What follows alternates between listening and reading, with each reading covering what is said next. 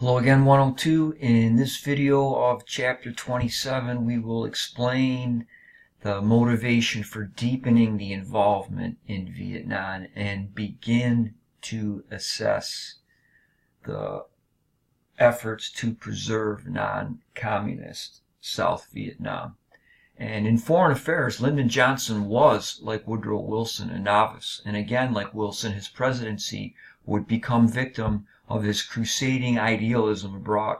During early 1965, a frequently haggard LBJ confided to friends that Vietnam thing was wearing him down. When he became president, Johnson inherited a long-standing United States commitment to prevent a communist takeover in Vietnam. Beginning with Harry S. Truman, U.S. presidents had done just enough, as we've been talking about, to avoid being charged with having lost Vietnam to communism. Johnson initially sought to do the same, fearing that any other course of action would undermine his political influence and jeopardize his Great Society programs in Congress. His path, however, took the United States into a deeper military commitment in Southeast Asia. Early in his presidency, Johnson doubted that Vietnam was worth more extensive military involvement. Yet Johnson's fear of appearing weak abroad, this is the Cold War, ladies and gentlemen. He's worried about his domestic programs, and now he's worried about his appearance as a world leader. And they outweighed his misgivings. And by the end of 1965, there are 184,000 United States troops in Vietnam. In 1966, 385,000. And by 1969, the height of the American war effort, there are 542,000 military personnel in the region. So why this escalation in Vietnam?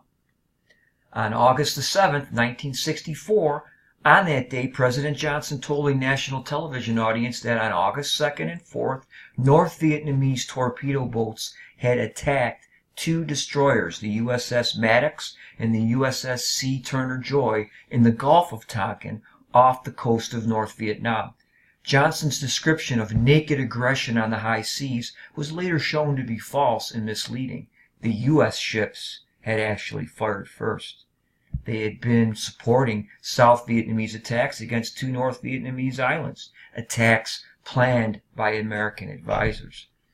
And what happened next was the Tonkin Gulf Resolution, which was a congressional action that granted the president unlimited authority to defend U.S. forces abroad after the allegedly unprovoked attack on American warships off the coast of North Vietnam. And this was passed by the Senate on August 7th, 1964. The Tonkin Gulf Resolution authorized the president to take all necessary measures to protect U.S. forces and to prevent further aggression. Senator Wayne Morse of Oregon, who learned that Johnson's account of the incident in Tonkin Gulf was false, argued that American warships were in fact engaged in acts of war rather than acts of defense. His efforts to oppose Johnson failed, however. Only Morse and one other senator voted against Tonkin Gulf Resolution, which Johnson thereafter interpreted as the equivalent to a congressional declaration of war. As you'll recall, only Congress constitutionally declares war. On February the 5th, 1965, Viet Cong guerrillas killed 8 and wounded 126 at a United States base near Pleiku in South Vietnam. More attacks later that week led Johnson to order Operation Rolling Thunder, the first sustained bombing of North Vietnam, which was intended to stop the flow of soldiers and supplies into the South. And this sustained bombing of Vietnam, it's still visible today.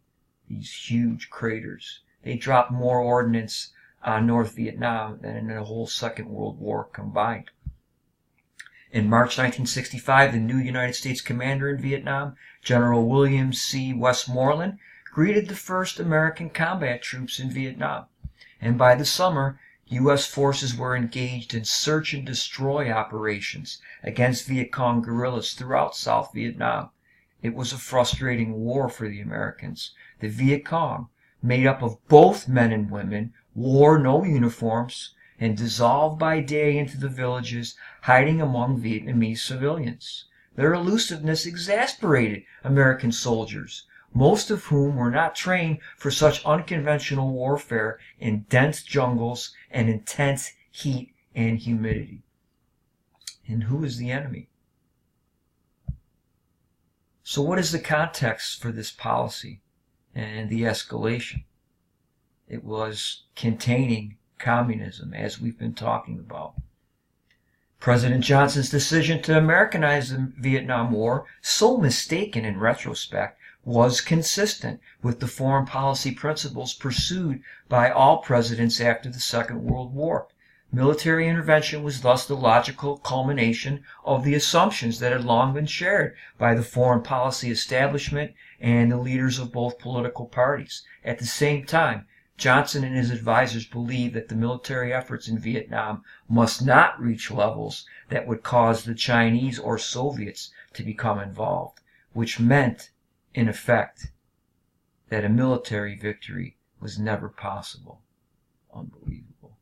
The Vietnam War was the defining event for the baby boomers, the largest generation of Americans ever, and it divided that generation in lasting ways. As it turned out, American support for the war eroded faster than the will of the North Vietnamese to tolerate devastating casualties and destruction, similar to the Soviet Union in World War II. And here's the map.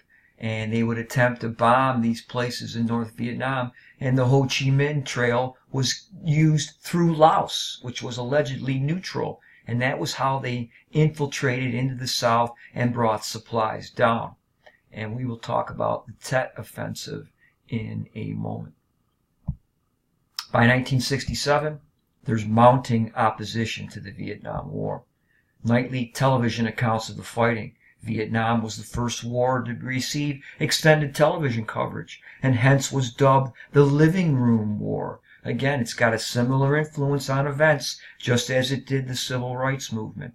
And it called into question the accuracy of statements by the military and government officials claiming that the Americans were winning. Journalists called it a credibility crisis. And now comes the turning point. On January 31st, 1968, the first day of the Vietnamese New Year, Tet, some 70,000 Viet Cong and North Vietnamese soldiers defied a holiday truce by launching well-coordinated assaults on American and South Vietnamese forces throughout South Vietnam. The old capital city of Hoa fell to the communists, and the VC fighters temporarily occupied the United States Embassy, and this was on television in Saigon, in the capital of South Vietnam. Within a few days, however, superior American firepower turned the tables. General Westmoreland proclaimed the Tet Offensive a major defeat for the Viet Cong, and most military strategists later agreed with him. But the surprise attack by the Viet Cong guerrillas and the North Vietnamese army shocked the American public, ladies and gentlemen, and this led to a widespread sentiment against the war. The Tet Offensive was a political victory for the Viet Cong and the North Vietnamese. The scope and intensity of the Tet Offensive contradicted upbeat claims by U.S. commanders that the war had been going well. "What the hell's going on?" CBS newscaster Walter Cronkite demanded when he heard about the offensive. "I thought we were winning the war."